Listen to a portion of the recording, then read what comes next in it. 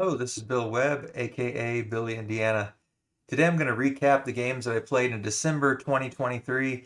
And I know it's already February 2024, but basketball season was a really busy time and just didn't get very many videos put out in the last couple of months. In fact, none in January. And so I'm just trying to recap some of the games that I enjoyed in the month of December. So if you're curious to see what I played back at the end of 2023, stay tuned.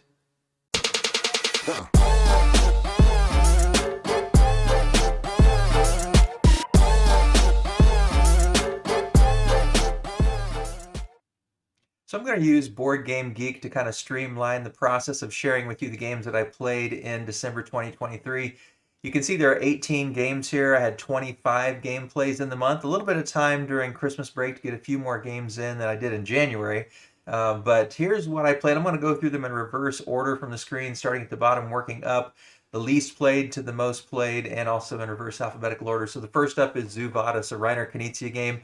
I don't own this game, but we can take a look at it on BGG here. It's a very interesting negotiation game by Bitewing Games. It's got terrific production. One of my friends has the Kickstarter Deluxe version, and it's just a really cool, like I said, negotiating game. You're trying to move your characters up and get them into this final area, and then when that final area is full, you kind of score it to see who's won.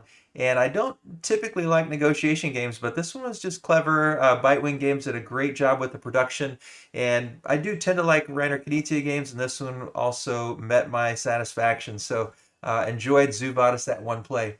Sky Team is another one that at this point in December I had only played with the digital copy on Board Game Arena BGA. It's by Luke Raymond, and Scorpion Musk is the publishing company. It's a two-player only game where you're trying to land a plane, and you can't talk during the process, but you got to clear out the planes that are in your way. You got to get to the right altitude, get level, get your flaps and brakes down, landing gear and everything. So really a fun game. Since December, I've actually played the physical copy with my wife, and we both really liked it. So Sky Team was another one. Just played once, but really enjoyed it. Sea Salt and Paper. Lots of people have been talking about this game, designed by Bruno Cathala and Theo Riviere, by Bombix Games, and I enjoyed it. The art just doesn't do it for me. I know some people just really love the way the art looks. Very subjective thing, though. For me, it was fine, and the gameplay was good. I rated it here a 7. I enjoyed it, but not my favorite. So, I'll gladly play it again, but I don't think I'd go out of my way to buy it. I know a lot of people really love it though, so you may be one of those, or maybe you haven't played it. I would say try it, because the people that I played with, I probably liked it the least, and I still rated it a 7. All right, Raiders of Scythia. This is a game I'd wanted to play for quite some time. It's a Garfield Games game designed by Shem Phillips, with Sam Phillips doing the art. And I'd been wanting to play this because I'd never played any of the North Sea games, and I'd heard that this version was kind of like Raiders of the North Sea, with some of the expansion sort of built into it. And let's see if we can find a better. Here we go. I enjoyed the game. As with most Garfield games, I enjoy them, I like them, and yet they just don't hold a fascination for me. Hadrian's Wall is one that I just loved instantly and really enjoyed playing it. I'm really looking forward to trying Legacy of You, which I have on the shelf. And I've liked every Garfield game I've played. Scholars of the South Tigris is probably the one I've liked the best, and I did enjoy this one. I think it's a clever use of workers, and I would gladly play it again. But after playing it and experiencing it, I was like, yeah, I'll trade my copy away and find something else that I enjoy better. And I have so many games in my collection. I'm trying to keep it trim. I actually like to get rid of another 50 games or so for my collection and get it under 300. It just takes up so much space. And so, so I really liked it. I would love to play it again, but I did end up actually trading it on even after enjoying that game. Point City is another one, and this one I do have with me here today. So Point City, it's similar to Point Salad. Point City is a simpler game. I ranked it about the same as Raiders of Scythia, but I would prefer to play games like Raiders of Scythia, but Point City I still find a really nice game. If you played Point Salad, very similar. You are selecting cards that you're trying to match together and kind of build an engine to score points based on these little tiles. And as you're picking the cards out from this tableau here, you always have to pick them in combinations. I've only played it the one time, but I enjoyed it. It's a simple card game. It went a little longer, I felt like, than Point Salad did. But Molly Johnson, Robert Melvin, Sean Stankiewicz, and by Flat Out Games and AEG. Really enjoyable, simple game. Keep it in the collection because I think it's one that I could play with a lot of different kinds of players that don't maybe have as much experience with modern games or don't prefer the bigger games. So definitely one that I enjoyed. Nova Roma is one that I backed, and I did enjoy this one. I've only played it once, so this is kind of a preliminary 8. I could see it going up. I don't know if it'll go down. I feel like what I've experienced from the game, I don't expect it to go below an 8, but it might go up. We'll see. It felt kind of Feldish to me with all the little mini games, and I really enjoyed it. I would like to try it solo, and I'd like to get it back to the table again. I just played with 2 players before. I'd like to get it back with 3 and 4 and see how it goes with different player counts.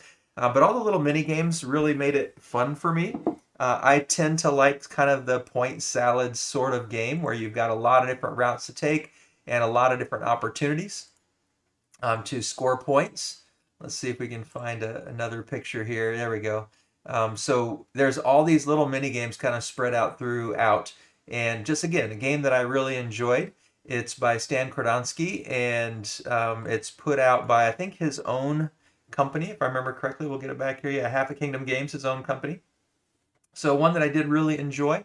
One of the better games in my opinion that I played in the last month. Then I played Not Alone online, and it was okay. I don't know that I'd ever really necessarily want to play it again, but I do see how some people would really like it. So I ranked it a little bit lower than the average person based on this. It's by Ghislaine Masson, Geek Attitude Games. And I did play it on BGA, Board Game Arena, and I may have been missing something. I might enjoy it more if I played it in person. Hard to say.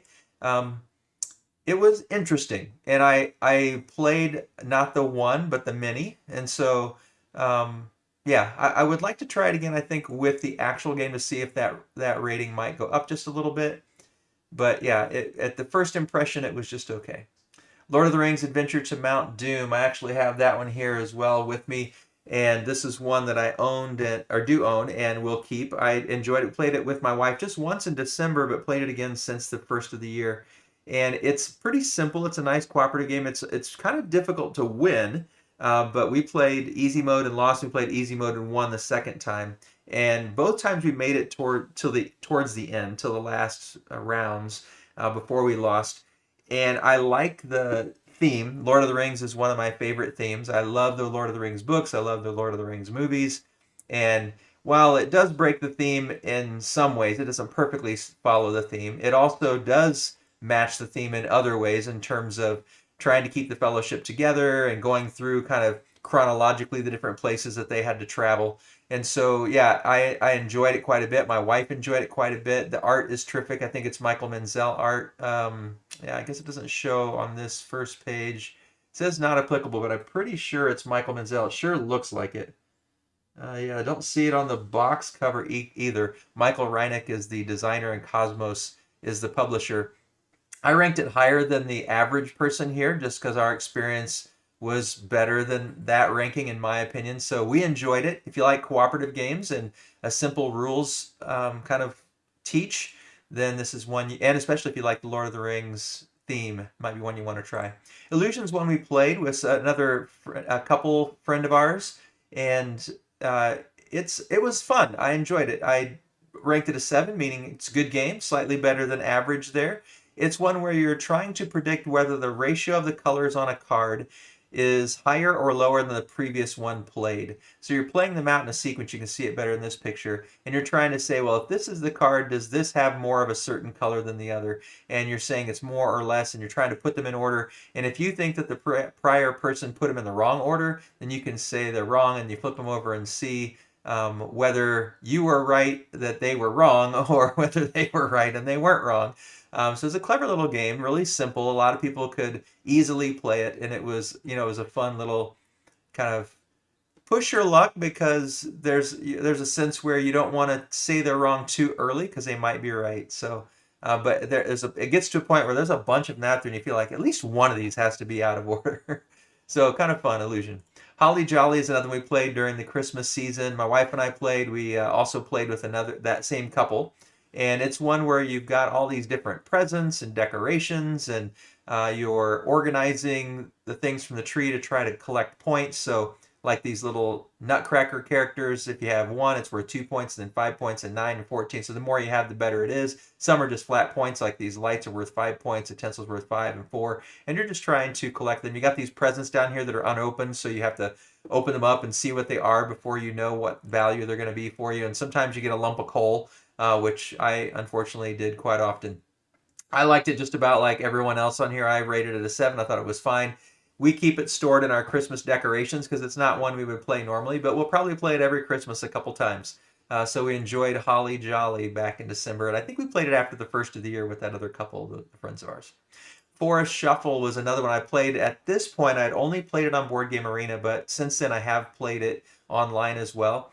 It feels a little bit like Earth in the engine building nature of it, and you're trying to get, birds and butterflies and things kind of above your trees, and bugs beside or below, and rabbits beside, and basically trying to organize them in such a way that you maximize your points based on their relationship. So basically, I think if you have rabbits, they're worth a certain number of points each, and you can try to collect as many of them as you want. And normally you can only put one card above your tree, one to the right, one to the left, and one below. But rabbits can go multiples. And there's some other animals like that too that have some special abilities. And like a lot of them you want sets. So you want sets of these butterflies, different butterflies. You want sets of a certain kind of a bird sometimes. You want variety in trees. For some trees, you want a majority of trees for other species of tree. And it's a fun game. I enjoyed it. I liked it on VGA fine. Playing with the actual card copies, I think was actually better. So I got 7.5 for my rating. Really similar here to the average person rating it on Board Game Geek. So yeah, this was the first time I played it, and then we played it a few times after the first of the year. Durian, I mentioned in November, games played. And I have, this is one, it's another kind of like that illusion where a little bit of a push your luck, and how far do you think you can go before you think someone else has blown it? And then when you're pretty sure that the person before you has made a mistake, then you call them out. And it's a nice game from Oink Games by Masato Usugi, and really enjoy it. We played it a couple times over the Thanksgiving break and then again over the Christmas break. So another one over the Christmas break that we played, Christmas Lights, a card game by Christopher Chung, Adam Collins, Scott Eaton, Chad Elkins, and a group of others here. Chad Head, Don Riddle, Randy Romig, Daniel Zayas. And it's from 25th Century Games. Let's get some images here and take a look at this one. This one you're trying to string out your lights, and here you can see someone's cleverly put it on their tree. Here you can see it more in the game, and you're trying to get them in a certain order based on the cards that you've selected. And so you're trying to draft the cards and get them in the correct order. And it was an interesting game. We enjoyed it. We played it, my wife and I. We also played it with that same couple over the holidays and enjoyed that. I think we played it just the two of us before the Christmas holiday. And then I think we played it again with them after the first of the year when we got with them. So Christmas Lights, a card game. I rated it a little bit higher than the average person. I think, I love Christmas holiday, and it's one that, again, we keep with the Christmas lights stored there, and every year we just kind of pull it out and play it a couple times. Next one up is Apiary. And Apiary is one of the latest Stonemaier games. I think we've got the Wormspan that's come out since then, but Apiary is one that I was excited for because I love the art by Kwanchai Moria, and Connie Vogelman's design, from what I heard and read in the design diaries and the videos, sounded really intriguing, and it did not disappoint. Played a 4-player game of it. Unfortunately, I haven't had a chance to get it back to the table since then, but first impression, I gave it an 8.5. I could possibly see it dropping a little bit, but I can also see it going up. I think it's a first impression 8.5, and every time I play a game, when I log it, I always go back in and decide, do I want to keep it there or do I want to change it? And then the more times I play, sometimes it goes up, sometimes it goes down, sometimes it just stays right there the same. But I really liked quite a few things about it. I liked the bumping aspect.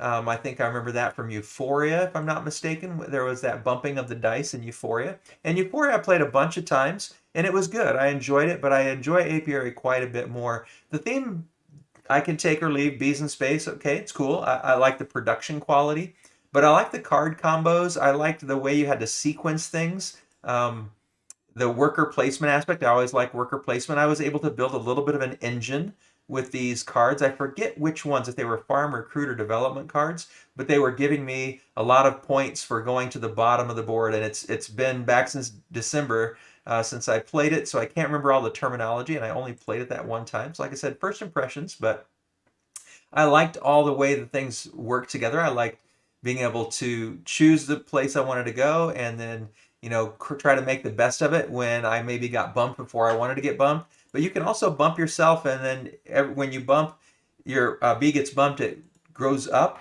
and becomes a more powerful one. But then I did get into a little bit of a problem where I had all my bees had bumped up to level 4 and then retired, or I forget what the word is for it, something like retired. And once they had done that, then I had to get them back, but I was taking me too many turns to get them back. And I kind of built a good lead, and then I fell off at the end and ended up not winning, but enjoyed it. It was a good game. Love to play it again, just haven't gotten around to it. So Apiary is one that I enjoyed. And by the way, in case you're curious, none of these are review copies. All of these are either gifted to me by family or I purchased myself. If I do have one that was given as a review copy, I'll always mention that. Terraforming Mars is another one, and played it a couple times, but just on BGA. I do have the big box, bought it used, and didn't want to go for it when it was on Kickstarter. Just at the time, it seemed too expensive. Bought it used for about a third of what the Kickstarter was going for, and so was happy with that purchase.